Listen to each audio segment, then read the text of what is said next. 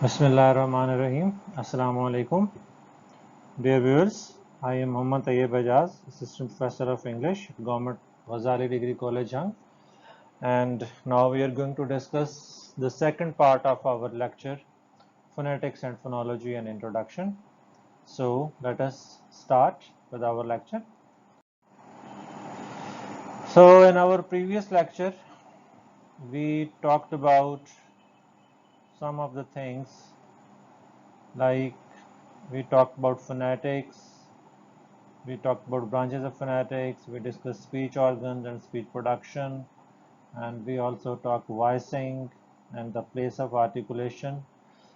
And in now onwards, in this lecture, we will be discussing manner of articulation, consonant and vowel sounds, phoneme, syllable, phonology, and difference between phonetics and phonology.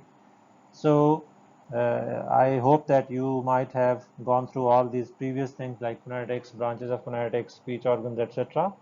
And you are well aware of all these concepts that we discussed in our previous lecture. And so now we are going to talk about these topics one by one, and we will start from the manner of articulation.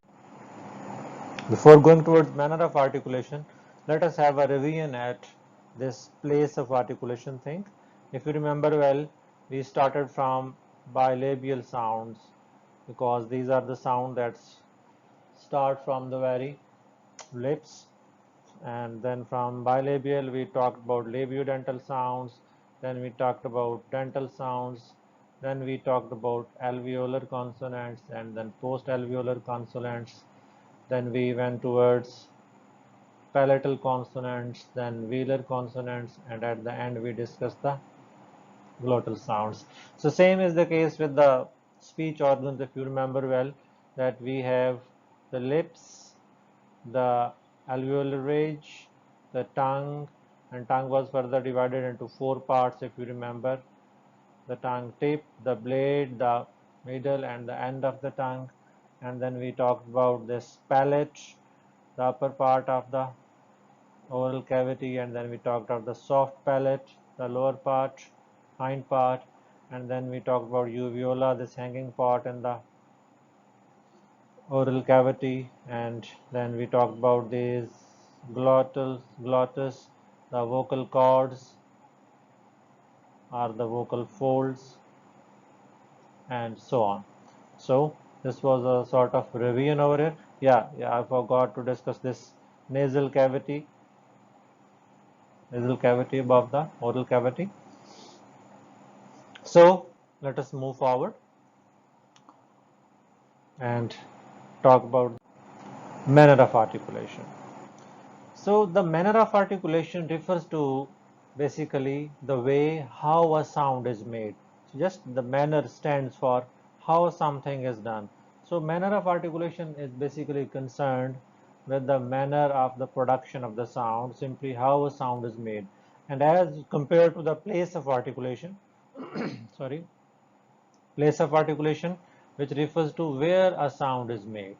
So in our previous lecture we talked about the place of articulation where the sounds were made, and now we are going to talk about the manner of articulation, like how the sounds are made. So sounds differ in the way they are produced, and when the articulators are brought together near each other, the flow of the air differs according to the specific sound type. Yeah, when we try to articulate certain sounds, each sound has a different pattern, so each sound has a specific air passage, the flow of air, which varies from sound to sound. So the very first is the stops or the plosives. Plosives are stops are the sounds that are made with a complete closure in the oral cavity. These sounds are produced with a complete closure in the oral cavity. They occur when the vocal tract is closed completely. Yeah, basically, if if you just see at this first example of the stops or the plosives, the sound, we actually build a complete closure with the help of our lips by joining our lips together and closing it. After we have closed our lips, a pressure is built inside, and this pressure is then released with a little sort of explosion. That's why these sounds are called plosive. Just try to utter this sound per sound. You will first join your lips, build a pressure inside, and then release the pressure in a sort of mini explosion. The per sound, as in the word purse or in the word wrap. Then the second one is the b sound. The ba, it is having the same pattern as ba sound, ba as in bag and as in cab. The ter sound, we develop a pressure sort of thing in our oral cavity and release it. Ta as in tap, as in rat. I have mentioned the manner of articulation, the place of articulation along with these sounds, so that you people may keep them revising. The pa and ba are both bilabial sounds, whereas ta is an alveolar sound. Then comes the da sound. Da. Da is also articulated at the same as the pattern of ta sound. Da sound as in dip, da sound as in bad.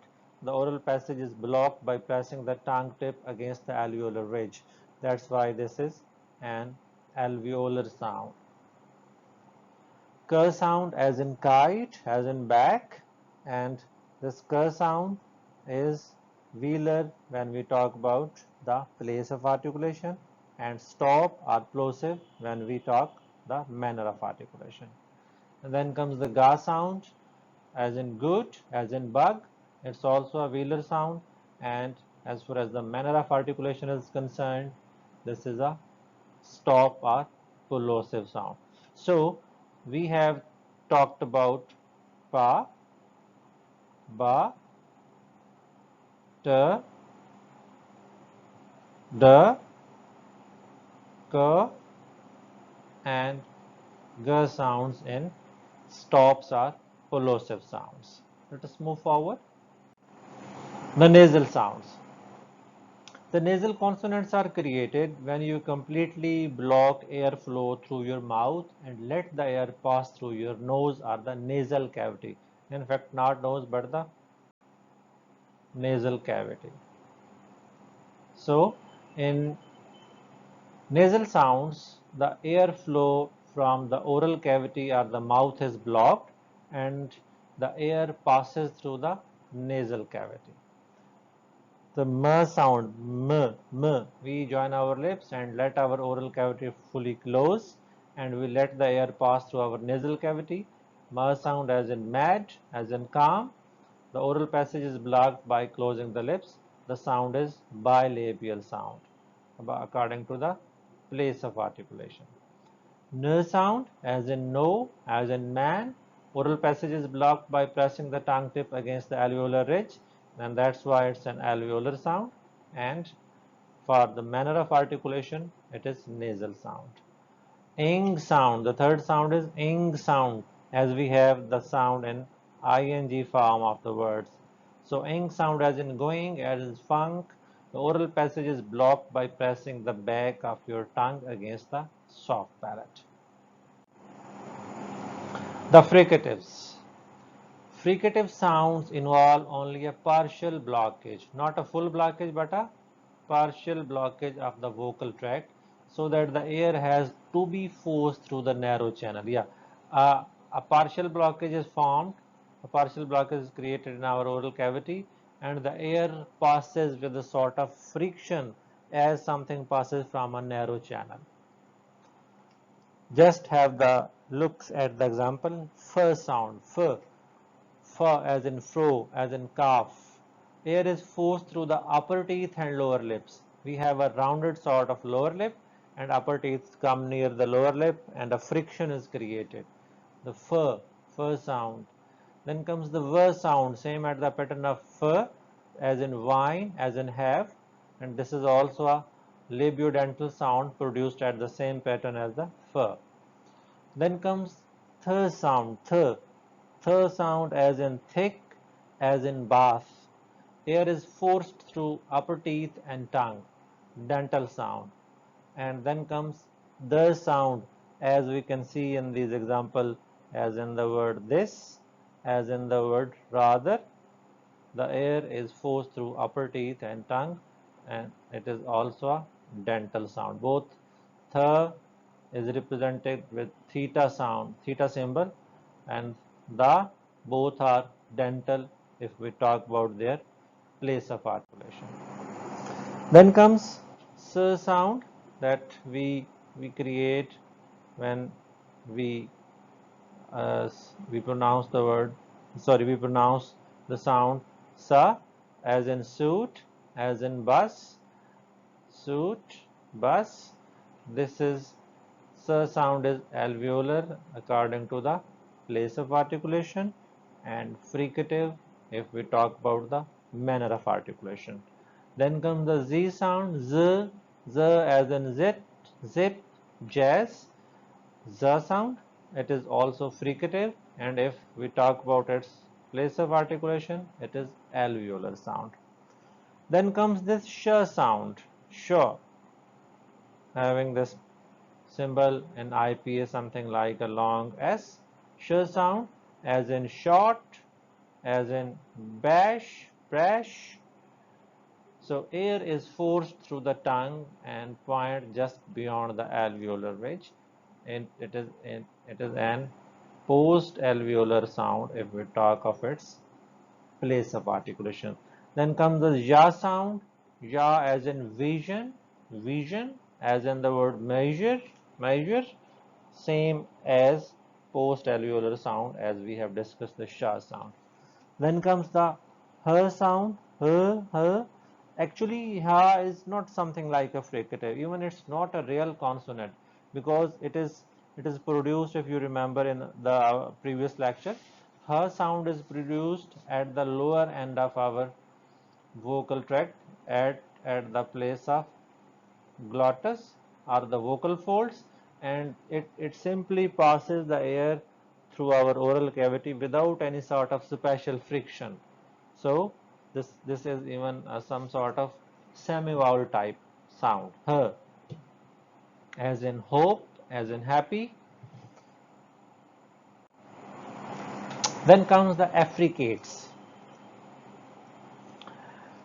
Affricates are produced when stop consonants and fricative consonants are joined. So you can say that the affricates are combination of stops and fricatives. When stop consonants mix with fricative consonants, the result is an affricate consonant. So affricate consonants start as a stop sound with the air building up behind an articulator and creating a sort of pressure, and then it ends just like an fricative consonant. It starts like a plosive and ends like a fricative, and the combination makes an affricate. Just have the example ch sound, ch sound, as in chick, chick, and as in match, match. This ch sound is produced when the air is blocked with tongue just beyond the alveolar ridge, cha, ch sound, and then released as a fricative. Then comes the ja sound, ja sound. Just see how this ja sound is represented in IPA. D and Z are there. The ja sound as in jam, as in badge, as in judge, as in the word jug. The air is blocked with the tongue just behind the alveolar ridge and then released as a fricative. Approximants. Approximants are produced when two articulators come close together but not quite close enough to create air turbulence. Just the speech organs come together, but they do not create a sort of turbulence by their joining with each other. Just have a look at the example. The V sound as in wet and Howard. Just try to pronounce this word wet, v sound, and you will feel that the back of the tongue raises to the velum, but they do not come too much close. Then comes ja sound. This ja sound is specifically more complicated for Pakistani speakers because if we look at the IPA symbols, we see that this is represented with J sound, ja is there, but it's actually when we talk about this word yes, so Pakistani people speak it clearly like ya sound when they say yes. They have a specific sort of stress on this Y, but in fact this is something like in between J and Y. This is something like yes, yes, yes. So the tongue raises to hard palate, but not too close. When we try to say this ja sound, just the tongue tries to approach the hard palate. Then comes this ra sound, ra, just as in right, as in roar. We can see there are two ra sounds in roar. So the tongue raises to the hard palate, but not too close. So these are approximants. Then comes the lateral sound. Lateral consonants are formed when the tongue blocks the middle of the mouth so that the air has to pass through the sides. When we utter these lateral sounds, the tongue blocks the middle of the mouth and the air has to pass from the side areas. There is only one lateral consonant in English, and that single lateral sound is the same L from which the lateral starts, the L sound, just as in luck or as in love. L sound. You can clearly feel that the tongue blocks the middle of the oral cavity, L, and the air passes from the sides. And if we talk about the place of articulation, this la sound is an alveolar sound. So this was all about the manner of articulation. Let us have a glimpse of all that we have discussed previously in our previous lecture of Phonetics and Phonology 1 and by now. So if you remember, we talked about the sound, we talked about the phone. In fact, we started from phone, which was simply a sound, a sound without any association with any language. I have repeatedly said this thing that a phone simply means a sound. Just if you remember my previous example, that if we say there is a sound, k sound, so when this k sound is not associated with any language, no one can differentiate which k sound is it. Can you tell me even that whether this ka sound is ka from English, ka from Urdu, ka from Punjabi, ka from Arabic, or even ka from Persian? No, you cannot. For example, if you say that you want to discriminate which ka is this, then you will have to get the help from the full sort of word. For example, if you say cat, this is the combination of three sounds, ka sound, a sound and t sound, and only when you have combination in the form of a word, in the form of a larger unit other than sound, other than single sound, then you can say that this cat sort of thing exists in English and this is an English word. Or even when we say kitab, the book, so only after this example we can say that this ka stands in Urdu when we say kitab, when we say kab, when. So only after we have complete sort of example, only then we are able to differentiate between the sound and the sound within a language. So then we talked about articulators, which we said are our speech organs, and we talked about the active speech organs and the passive speech organs. The active articulators were the articulators which were moving and which tend to move toward other articulators, whereas the passive articulators are the articulators which remain stagnant or non-moving. Then we talked about the voicing of the sound, and we talked that we have two types of sound, the voiced sounds and the voiceless sounds. And if you remember, we talked about the vocal folds, and we said that this was the vibration of the vocal folds which caused this voicing. So if the vocal folds vibrate, the sound is called voiced, and if they do not vibrate at the articulation time, then the sound is called voiceless sound. Then we talked about place of articulation, which talked where the sounds were produced. And recently we talked about manner of articulation, in which we discussed how the sounds are produced.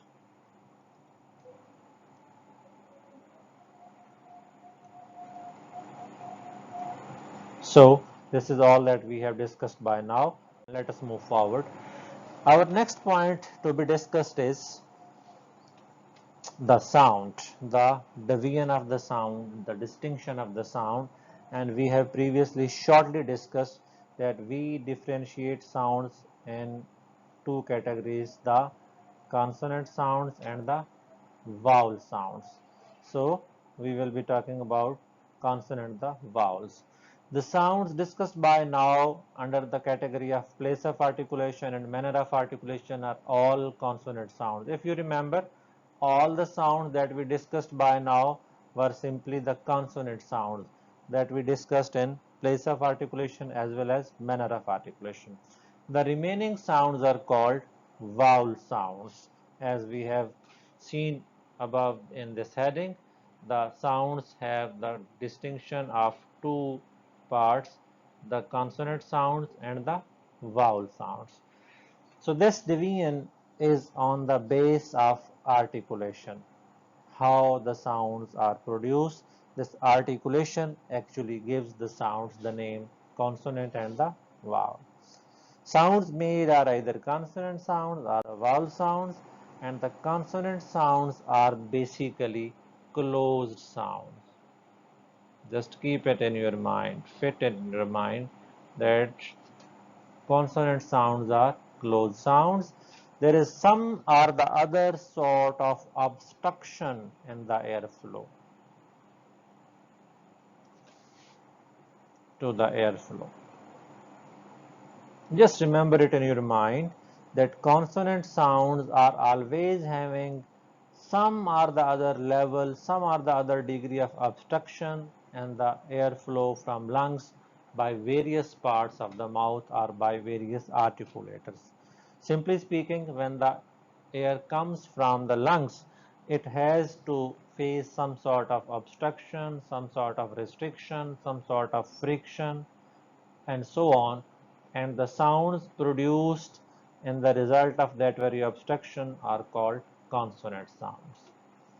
So the obstruction causes these sounds to be produced, and in English language we have 24 consonant sounds that we have previously discussed, all these sounds. So these are 24 consonant sounds in English language. Just remember, 26 alphabets are 26 letters, and out of those 26 letters we have multiple sounds, and there are 24 consonant sounds in English language. So just have a look at those 24 consonant sounds. The p sound, b sound, t sound, d sound, f, v, th, d, then m, n, ing, and h sound. Then ch sound, ch, you can just have a look at this ch sound. This is a little bit tricky in its representation. This is represented in like this, T and F sound image. Ch sound, j sound, k, g sound, s, z, sh, not sa, sh, j, l, r, w like v sound and j sound. So we have these 24 consonant sounds in English language. Here come the vowel sounds. As we talked that consonants are closed sounds, these vowels are open sounds. There is no obstruction involved in the airflow from the lungs when it passes through the windpipe like trachea and when it comes into the voice box and then comes out in the mouth. This is totally opposite to the consonant sounds. In consonant sounds, there was some or the other type of obstruction involved, but in vowel sounds, no obstruction is involved at all. All vowels are produced with the vocal folds vibrating. This is a very important point, that when you utter a vowel sound, the vocal folds will be vibrating, and that is why all the vowels are voiced sounds. All the vowels are voiced. There are 20 vowel sounds in English, and totally we have 20 vowel sounds in English. So if you remember previously, we have 24 consonants and we have 20 vowel sounds or vowels, and we can have total 44 sounds in English language.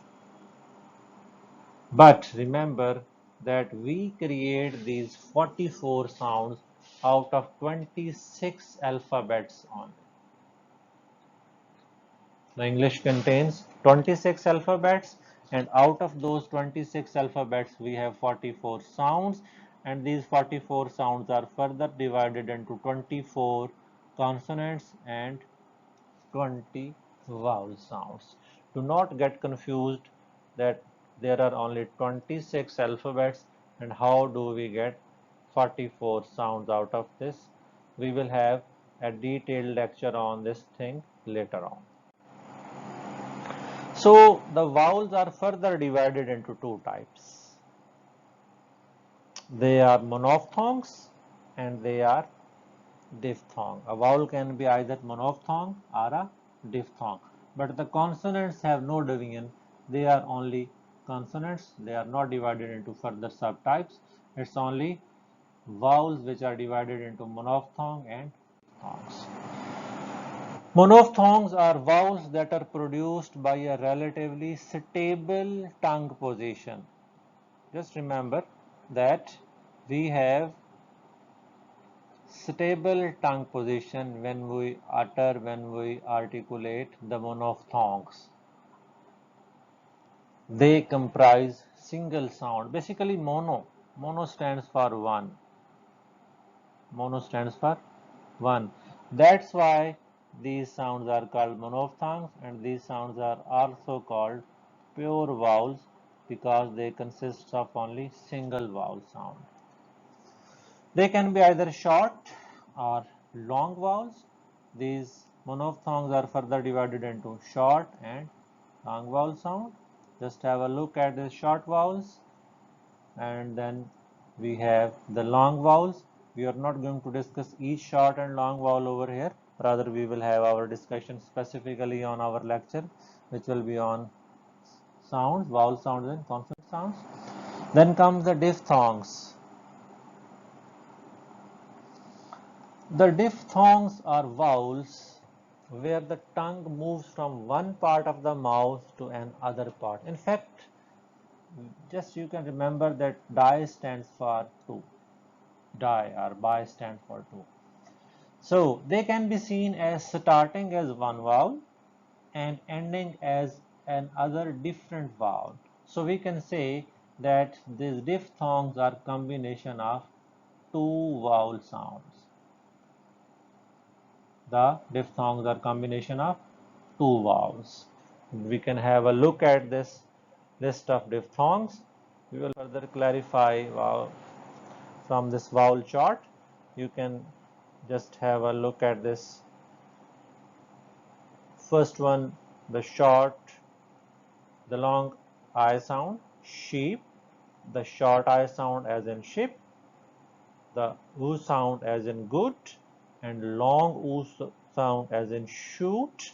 We have this short a sound as in bed. We have this short a sound as in teacher. We have this long sound as in bird. We have this long o sound as in doe, and a sound as in cat, short a sound as in up, long a sound as in far, and o sound as in on. Then have a look at this diphthong chart. Just have this look. Here, ear sound as in here, a sound as in wait, ua sound, ua as in tourist, oi sound as in boy, ao sound as in show, ea sound as in hair, I sound as in my, and ow sound as in cow. So you can clearly see that these diphthongs are comprising two sounds, and they start from one vowel, and from one vowel they move towards the other vowel. They start from one vowel and end at the other vowel. So if we have a general sort of glimpse or a summary, so let us summarize that in English there are 26 letters, and in English we have 44 sounds. Out of these 44 sounds, we have 24 consonants and we have 20 vowel sounds, and these vowels are further divided into monophthongs and diphthongs, and these monophthongs are further divided into short vowels and long vowels, and these monophthongs are also called pure vowels. So this was all about the sounds, consonants and the vowel sounds.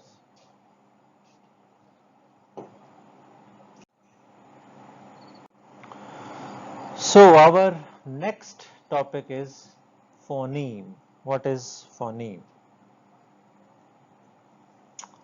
Just before moving towards phoneme, I would like to make you remember that the word phone simply means a sound.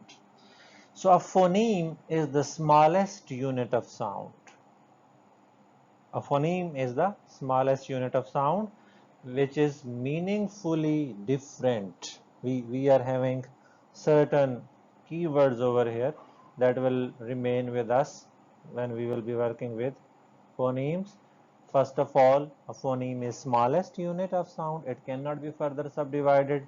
And secondly, it is different from others. It is meaningfully different unit inside a language. Earlier we didn't talk about language. Earlier when we talked about phone, when we talked about sound, we generally talked about the sounds, the individual sounds. But now we are talking about sounds within a language. And third thing is that a phoneme is a contrastive unit. It can be contrasted with the other phonemes. Means two phonemes cannot be identical. Two phonemes cannot be same. Rather, every phoneme is different from the other. So, phoneme is the smallest, contrastive, and meaningful unit. So a phoneme is the smallest, meaningful and contrastive unit, means meaningfully different unit of language which cannot be further subdivided. We will clarify our concept of phoneme with the help of examples. So we have a word from English, a word that is mat. it has three different sounds in it. M sound, this A sound, basically this is A sound is written like this, and then a T sound, which is our third sound. So Ma, A and Ta, there are three sounds in word mat. We have another word rat from English language, and this rat is also having the similar three sounds, R sound, this A sound, and this third sound is T sound, and we can see that both the words have two sounds similar in them. The only different sound is the first sound, ma sound in mat and ra sound in rat, and you can see that in these three phonemic words, only first phoneme of each word is different, the ma and ra, and because of this single phoneme change, the meanings are totally changed. So we can say that phoneme is meaningfully different or meaningfully contrastive unit because change in single phoneme changes in the meaning. Further, we try to understand this phoneme by this example, bat and bats from English, and these two words are having two different meanings, and all the difference in the meaning is created because in the second word bats we have one additional phoneme, that is s sound, the s sound. So we can clearly say, we can clarify that S is a phoneme as when added on the end of the word, it changes the meanings from singular noun to the plural noun. So we can say that every phoneme is by itself a meaningful entity. Other examples are lack and back. We are having this la sound in the beginning of this word lack, and we have this ba sound, and rest of the sound is same.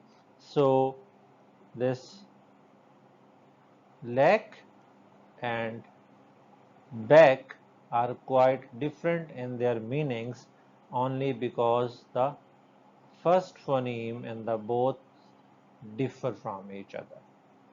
So seat and beat, cry and dry, and there are hundreds of examples which can tell us that every word has its own meanings because every word has its own phonemes or the sounds. So if you have understood phoneme, now you might come to an other sound type that is called an allophone. Allophones are basically variations of phonemes. They are variation. They are actually something like further different sort of pronunciation of the phonemes. They are a set of possible spoken sounds used to pronounce one single morpheme. We will be able to understand it with the help of example. Just have a look at this example. Pin, pin.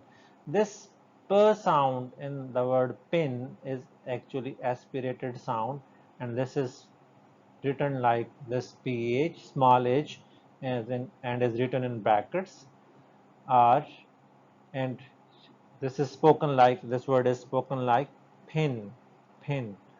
Whereas when we utter this word spin, in this spin, in this word, the spa sound is not an aspirated sound, and it is not spoken like spin, rather it is spoken like spin. So we can see that we have single phoneme pa, and this single phoneme can be pronounced in two different ways, like p and like p. So we can say that this th and p sounds are allophones of the phoneme p. अगर मैं आपको ये example simple ways में उर्दू में से समझाऊं तो हमारे यहाँ उर्दू में बोला जाता है, एक वर्ड बोला जाता है वीर, Veer ji, which means bhai, brother. Okay, so this veer sort of expression is spoken in very different ways by different communities. For example, the the people in Muhajir area, the people who migrated, they say like Birji, not Virji, but they say like Birji. Now you can see that this V sound in Urdu and this Ba sound of the Urdu, they are actually two different sounds in Urdu, but there is no change in the meaning of this word Virji, whether this is spoken like Virji or this is spoken like Birji, there is no change in the meanings. So same is the case over here. If we say this first word uh, pin in pure pa sound, pin, or even if we say pin, so there will be no change in the meanings even. But these are two possible pronunciations of the single phoneme. So we can say that these are the allophones, are the variations of the phoneme. Similarly, if we say from Arabic, if we take an example, in Urdu we write or speak Pakistan, whereas in Arabic they say Pakistan. So in this example, this pa and ba are two different sounds, but in this example they are allophones of this sound pa. Or even when we say, when we Pakistani say this word Pakistan, we have pure pa sound, whereas the English speakers, the English people pronounce it like this, Pakistan. So this pa and pa are the allophones of the same sound pa. So hopefully you are clear with this concept of allophone. So allophones are generated by certain phonological conditions. Yeah, there are certain phonological conditions which actually let this difference come into our sounds. So by now we talked about phone, then we move towards phoneme, and these phonemes occurred singularly. We talked of phonemes as the individual minimal sounds. These were individual single sounds. What if the phonemes joined together? So a syllable can be defined as a group of some phonemes in a sequence. We have certain typing mistakes over here. It must be defined, not defied, as a group of some phonemes in a sequence, not a syllable. Sorry for these mistakes. They were perhaps due to some fatigue sort of thing while making the lecture. So syllable can be defined as a group of some phonemes in a sequence. So we can say that it is combination, it's a group of phonemes in some sequence. A syllable is a unit of phonological organization which is larger than sound segment, means it is larger than phoneme and smaller than a word. So we can say that it exists in between of somewhere in between the phoneme and the word. It's larger than phoneme and smaller than a word. So it exists somewhere in between the phoneme and the word. There is usually a vowel in the middle of a syllable. Usually a vowel, not always. That's why I have highlighted it. There is usually a vowel sound in the middle of a syllable, and then consonants arrange themselves around the vowel. When this is very brief sort of introduction of syllable, when we will be having uh, an exclusive and in detailed lecture on syllable. Then we will also be talking about syllable structure. So we can say that usually a vowel sound is found in the middle of a syllable, and when we have a vowel sound in the middle and a consonant sound in the beginning and again a consonant sound at the end, so we can say that we have a syllable with the syllable structure C, V and C. An abstract process called syllabification is there, which organizes sound segments into syllables. Syllable is governed by the rules of syllabification, and the syllable have certain syllable structures.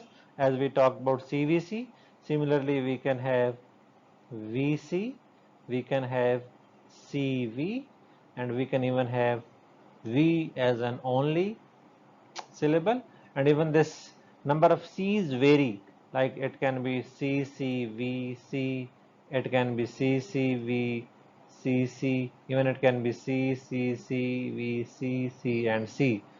So, this the number of consonant sounds and number of vowel sounds actually matter within a syllable. But you might have observed that the number of consonants are varying in the beginning or even in the end, whereas the vowel sound within the syllable remains single.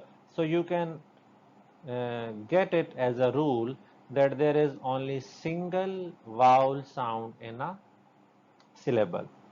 Consonant sounds may vary, they may be more than one or even they may be missing, but there will be a vowel sound always inside a syllable.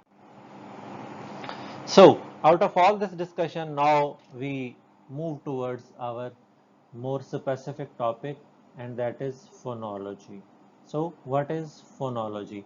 By now we have talked about all phonetics. Now we will be moving towards phonology. So phonology is the study of the patterns of sound in a language.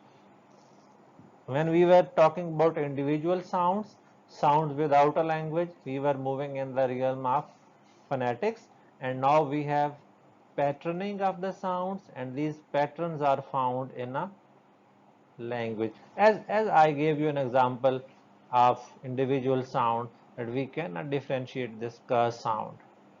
But we can say that this is an English sound when we say king.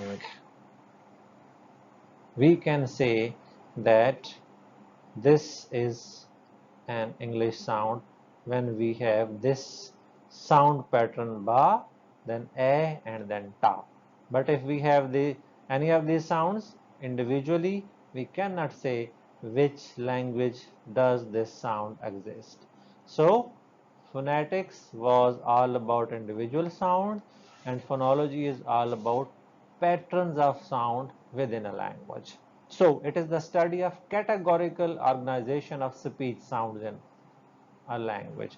It is the categorical organization, not simple organization, but governed by certain rules, by certain regulations, and that is why called categorical.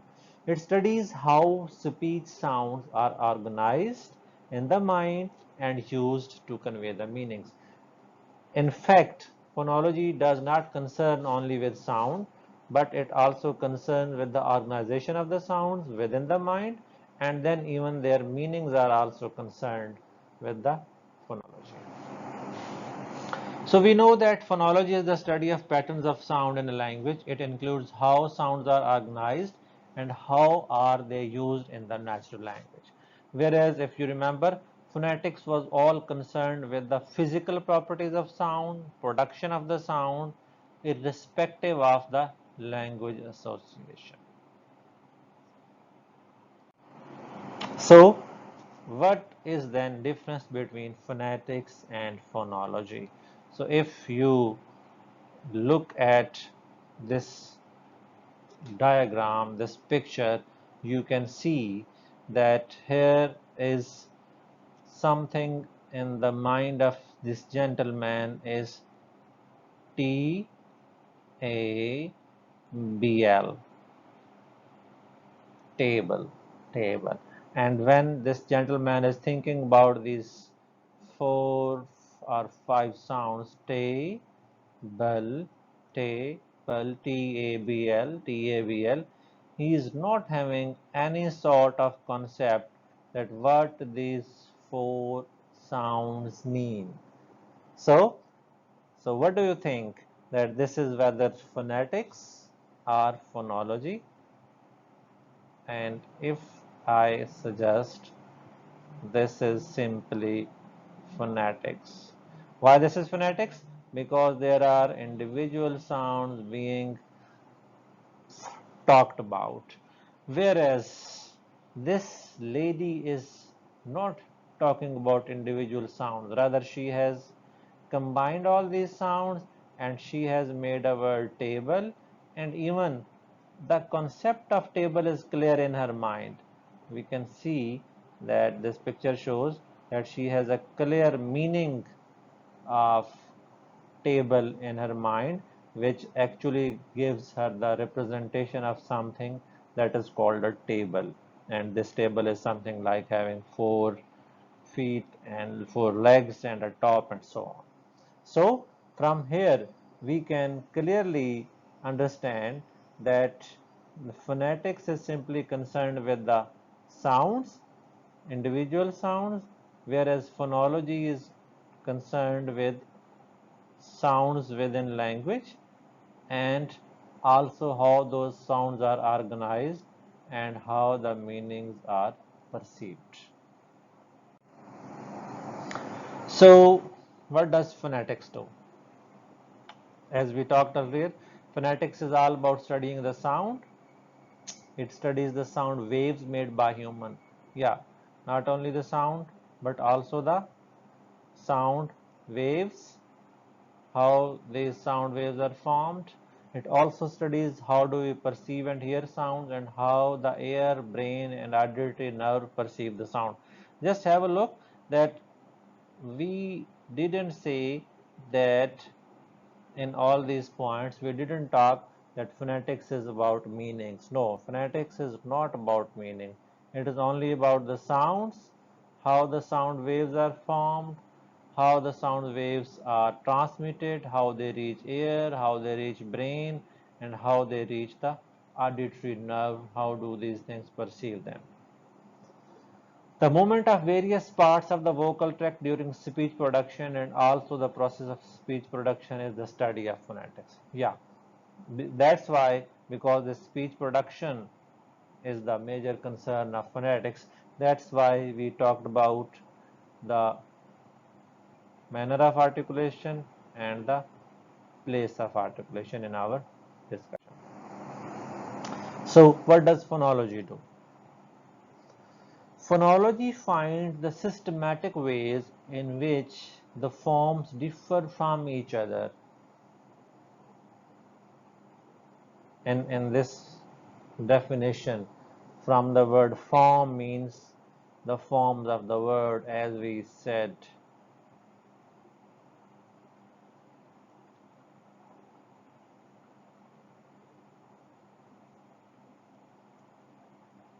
So all these are the forms, and these forms are different from each other with just one single sound, a single morpheme. Here the ma sound is there in the very first example,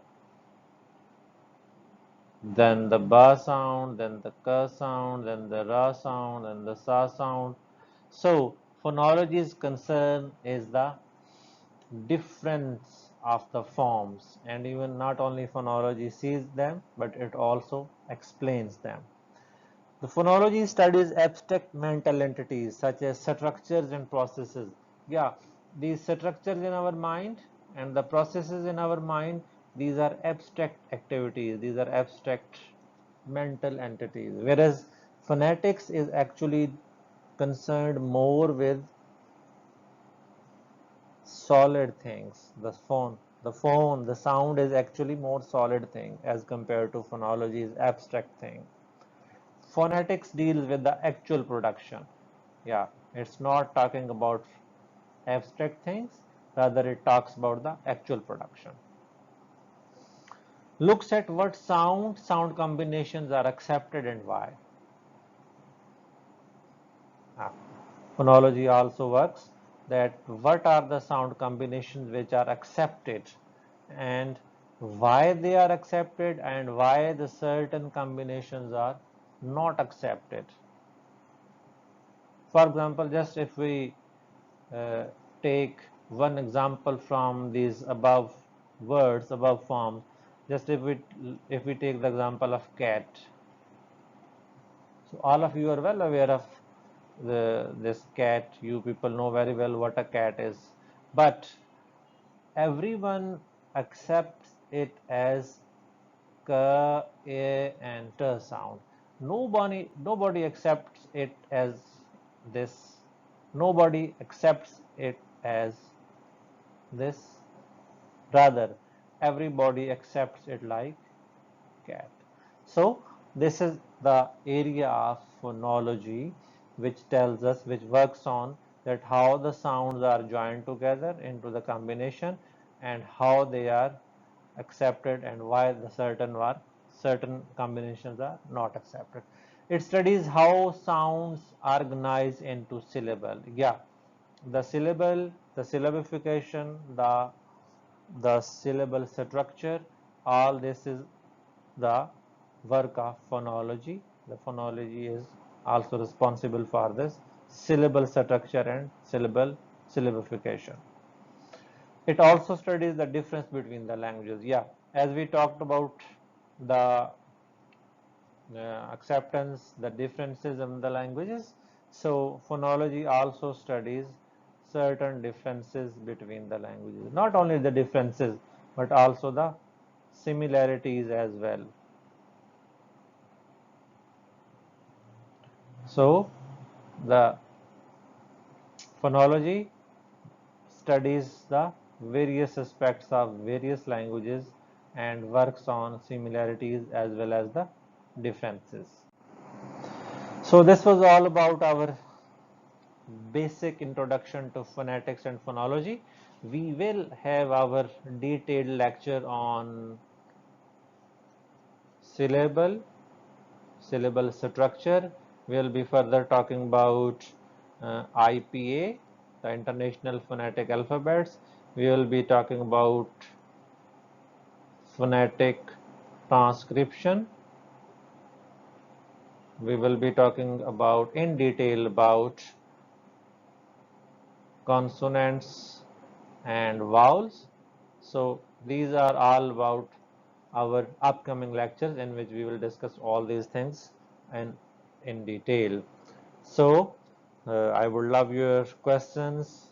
I would love your suggestions. If you have any question, you can ask in the comment box and I will be replying you. Your suggestions will be also welcomed. And even if you have uh, any question regarding the lecture, if you want to understand anything, even if you need the elaborated lecture on anything, you can ask me and I will be giving you the lecture. So thank you very much for being part of us. If you haven't subscribed our channel, subscribe it and be updated with the upcoming videos. Thank you very much. Goodbye.